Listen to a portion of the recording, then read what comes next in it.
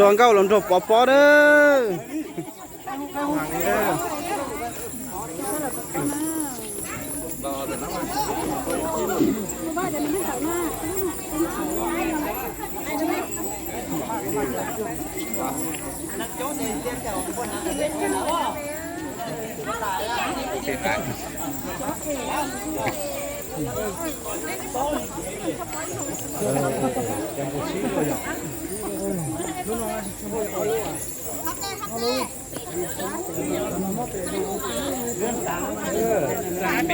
เดี๋ยวรอเลยเดี๋ยว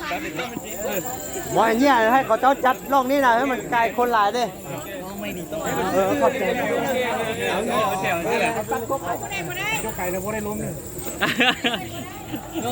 ห้องเจ้าเด้อห้องเจ้าเด้อ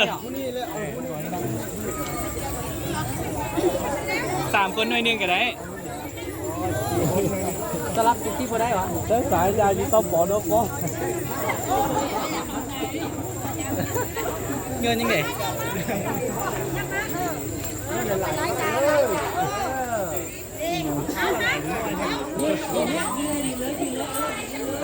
ตัดสินตั้งตรงตัวจอดจอดเสียปตานักเตะบงกาชาได้สิ่งการแล้วสมต้องแล้วนะอย่าเตะนักเตะสิ่งการจะต้องการแบบคนนะเด้อ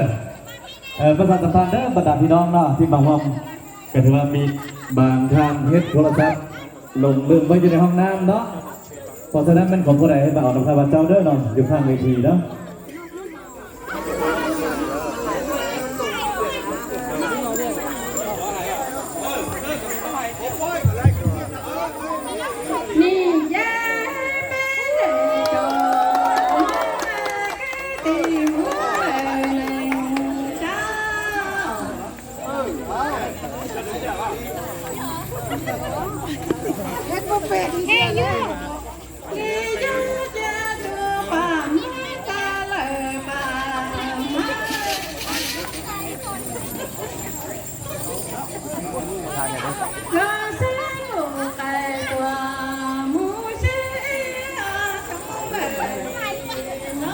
จังหวะจิตใจเด็ดตัวเราเองนะ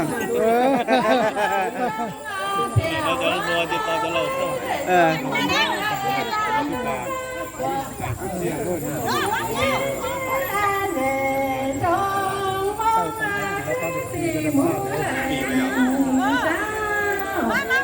เด็ดตัวตีเราถึงนะฮะ